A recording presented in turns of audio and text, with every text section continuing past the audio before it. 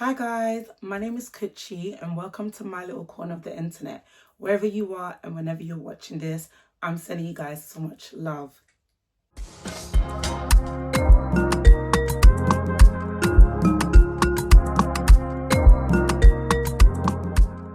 In today's video, I'm going to take you through my 2025 TBR list.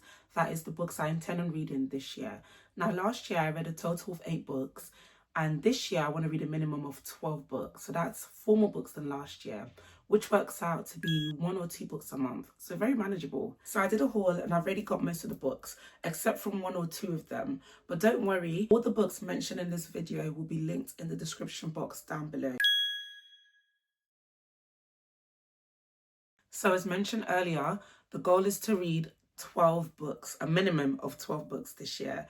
But on my TBR list, I've actually got 15 books. So 3 are replacement books, just in case I get bored of any of the ones I'm reading. So you can call them bench books. They're on the bench waiting to be called in, just in case, you know? I'm really not afraid of DTF in a book. I will DTF a book this quickly because, you know, reading is for my entertainment. Why should I be bored? Why should I struggle when I'm reading? I'm reading for fun. Do you get it? I'll be taking you guys through 15 books, 3 of which are replacement. And out of the 12 books that I must read, or as a minimum I want to read, one of them has to be a non-fiction book. I'm not really a non-fiction reader. I don't really read non-fiction. I think the last non-fiction book I read was Rich Dad, Poor Dad. And it was good, but, you know, it didn't really make me feel alive. I'm determined to challenge myself.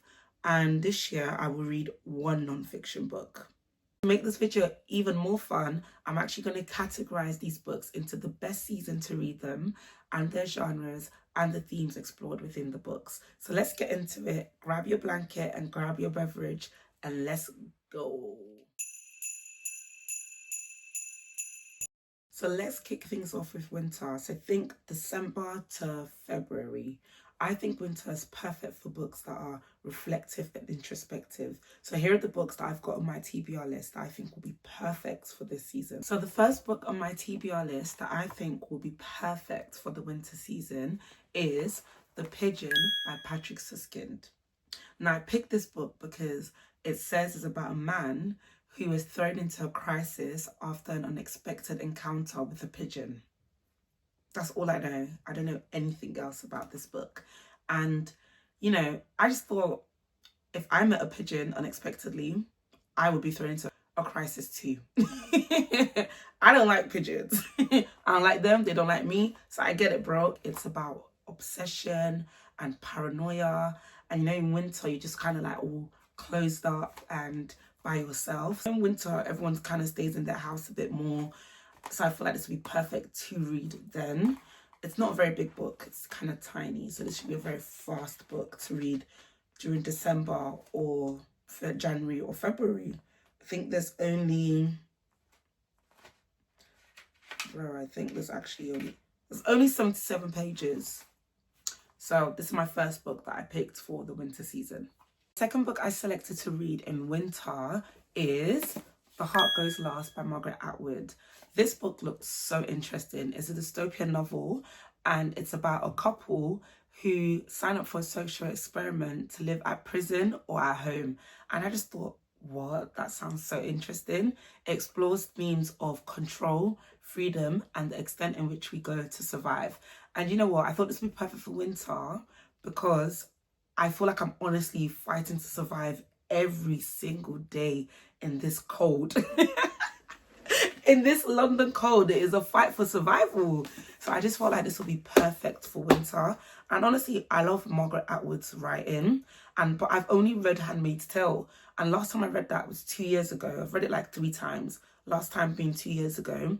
And I loved it. And I just thought, I need to get more Margaret Atwood on my reading list. Third book I selected to read in the winter season is The Girl with a Dragon Tattoo by Stieg Larsson. Now, I selected this book because I've heard so many good things about this book and I've still not read it yet. It's been made into a movie. And you guys know I love books that have been made into a movie. I know it's about a journalist and a hacker who unveil secrets of a wealthy family.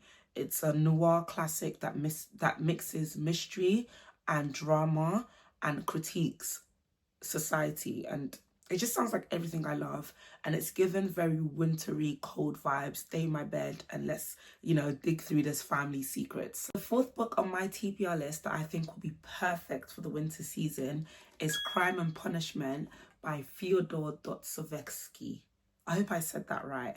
But this book is classic literature and a psychological thriller about the psyche of a young man who commits a murder and the psychological unraveling. I've heard so many good things about this book. Everyone seems to love this book, and everyone who loves to read says you must read this book. So I thought, you know what? Why am I wasting time? Let's get to reading. I've actually read 2 or 3 pages of this book last year, and I actually liked it, but I just didn't continue it then because I was saving it for this year. I think it'll be perfect for winter. It's very heavy and reflective, so it just fits perfectly with the season, with the atmosphere of winter. Next season is spring, so think March, April and May. So to me, spring is all about new discovery, new beginnings and growth. So the books that I picked for this season, I think are perfect because they all reflect on change and self-discovery. The fifth book on my TBR list this year, which I think will be perfect to read in spring, is another Patrick Süskind book, and this one is called Perfume. This is his first novel, and it is a historical fiction and psychological thriller. This book is about a man who is born without a sense of smell, and he becomes obsessed with exploring scents through murder. I know, it's dark. I feel like this will be perfect for spring because it's all about scent and, exploring scent. And, in spring, we stop to smell the roses because now there's actual flowers. They're not underneath snow and rain. Yeah. But instead of smelling roses, he's smelling people and trying to kill them. So it's all about obsession and, paranoia and murder, and I just think this will be really fun to read in spring. So the next book that I picked for spring is Chinua Achebe's No Longer at Ease.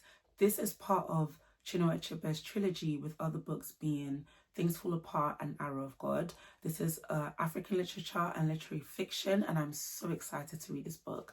Now, I've read Things Fall Apart and Arrow of God before, and I loved both of them. And I'm so excited to complete the trilogy with this book. I have no idea what this book is about. I refuse to read the blurb. I just grabbed it and I just can't wait. It explores themes of cultural conflict, identity and moral struggles. And I think this will be perfect for spring because it fits in with spring's theme of renewal. The next book that I picked for spring is actually the one and only non-fiction book on my TBR list. And that is The Psychology of Money by Morgan Housel. I've heard so much about this book and I've been wanting to read it for a while, and it explores how we make financial decisions and how our happiness relates to money. And I'm excited to read this book. I know I said I'm not really a fiction girly, but this will be interesting and fun because I feel like it will teach me a lot about money management and financial decisions. And I think it's perfect for spring and spring's theme of self-discovery.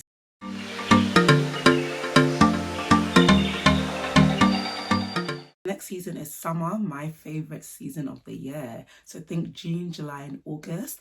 And these books that I picked are really hot and intense, and I feel like it will get me in the perfect mood for summer. Next book that I picked for summer is Midnight Sun by Stephanie Meyer. Now, I've read all of the Twilight series. I didn't actually know that she brought new Twilight books. I think there's like 3 others. So I picked this one up, and it's basically Twilight reimagined, but from Edward's point of view. Really excited to read this. I feel like it'll be very nostalgic because the last time I read Twilight, I was in year 8, 9 or 10. So probably each one for the whole of like secondary school. So reading this now as a grown woman, I think will be really interesting to see how I really feel towards Stephanie Meyer's writing and also the whole Twilight series as well. Plus, I'm really excited to see Edward's point of view. I do have a bit of a confession. I do know I said this would be perfect for summer. However, I've already started reading it. I started reading it this January, so I'm halfway through now. Started reading it maybe like 6 days ago, actually. Yeah. So, and I'm really enjoying it so far, but I won't go into detail for it. But this would be perfect for summer, but I'm reading it now because I'm a big mood reader. I can't help it. I read according to my mood. So I'm going to try and stick to the books I've recommended by the seasons. But honestly, like, this one was calling to me and I wanted to read it. To be fair, this would be perfect for winter as well because Forks is very cold. So, I mean, for the vibes and the aesthetic of Forks and the vampires being cold, I guess you could say it would be perfect for winter. However, for the hot romance between Edward and Bella, I think it's perfect for summer love, summer nights, and, you know, summertime. The ninth book on my TBR that I picked to read in summer is Owls by Philip B. Williams. Yeah, Philip B. Williams. I actually started this book last year, guys, and I got halfway through, and it's gonna be sound so silly, but I lost my page. Basically, I dropped the book, yeah, and I lost the page of where I was, and I didn't have a bookmark, and I could not for the life of me find where I left off.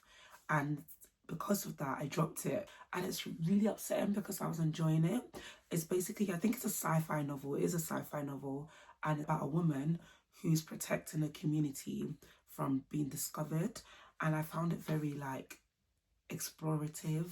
So I think this would be really nice to read in summer. I think I was reading in summer, actually. So that's why I put it back in my list. I was reading in summertime last year, 2024, but I didn't finish it, and it was a stupid reason I didn't finish it. It wasn't because I wasn't enjoying it. We go again with a bookmark.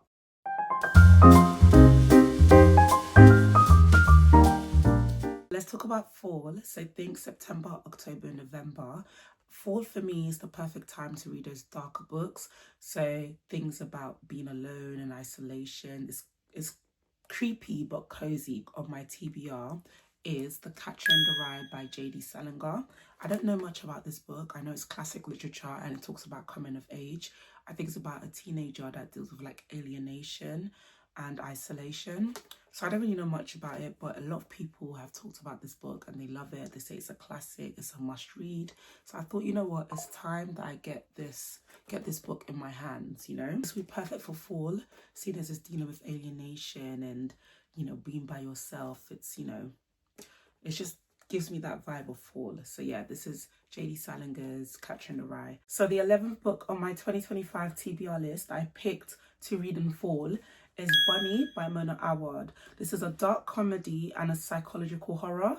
I don't really read horror books, so I thought this would be really interesting to read. This is about a bunch of graduate students who get involved in a magical world, and it's very unsettling. I'm not sure how scary this will be or if it's going to be scary at all. Is it going to be more disturbing or is it going to be frightening? That's what I want to see. It seems very strange and airy, so I think it will fit perfectly into the theme and vibe of fall.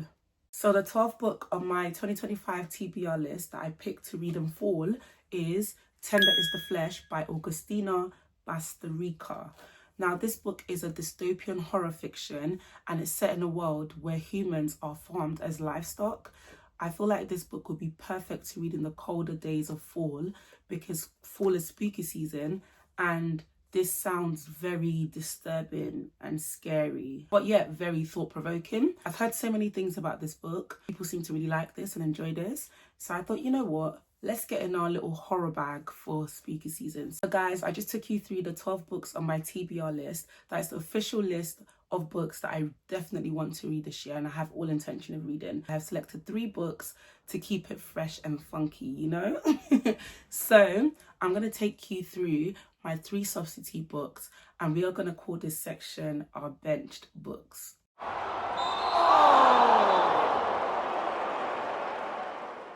So the 13th book on my TBR list, which is actually the first substitute book, is A Doll's House by Henrik Ibsen. Now this book is a play and its genres are drama and realism.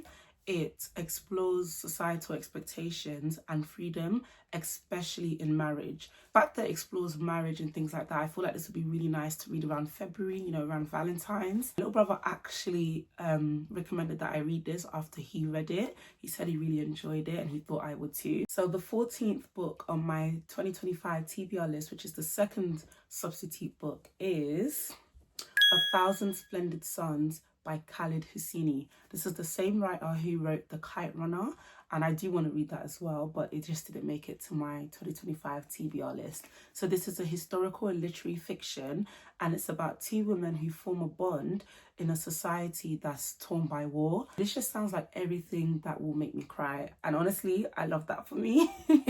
I love a good cry, honestly. Like, crying for books and movies is my bag, is my tea. It's where I do my best work, it's where I shine. If I'm going to sub it in, it'll be fall or winter. So the 15th book on my 2025 TBR list, which is the third substitute, is actually a book that my friend gave me for my birthday, and it is called Efuru by Flora Nwapa. This is the book. I don't know much about this book. She just told me that her mum read this in school and she loved it, and then she passed it on to my friend who has read this as well, and she loves it, and she said, Kuchi, I think you'll love it. It's African literature and it's literary fiction, and it's about a woman called Efuru, or a young girl called Efuru, who grows up in her village. So like I said, I don't know much about it, but I'm really excited to explore this book. I really enjoy reading African literature, and I want to get more into that. This will be very exciting. So guys, this brings us to the end of this video. Thank you so much for watching to this point and watching till the end. Hope you guys have enjoyed this little sneak peek of everything that I'll be reading this year. Hopefully it's a good year of reading, and I have a couple 5-star reads to share with you guys. I'm just hoping so. If you've read any of these books on my 2025 TBR list, then please comment down below which ones and how you enjoyed them. Please like, comment and subscribe. It really does help out a lot. And I'm just sending you guys so much love. Thank you so much for spending this time with me. And I look forward to seeing you in my next video with more bookish content. Stay safe and stay blessed. Mwah.